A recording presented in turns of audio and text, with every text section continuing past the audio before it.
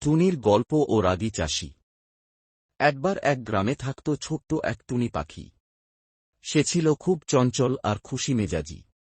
প্রতিদিন সকালবেলা সে এক চাষির মাঠে গিয়ে গান গাইত। চাষি কাকা, ধান দাও ধান, আমি খাই এক কণা খান। চাষি রামু ছিল খুব রাগী। সে বলত, আবার ধান চুরি করলি তো ধরেই ফেলব। কিন্তু টুনি কিছুতেই থামত না। একদিন চাষি জাল পাতল টুনিকে ধরবে বলে।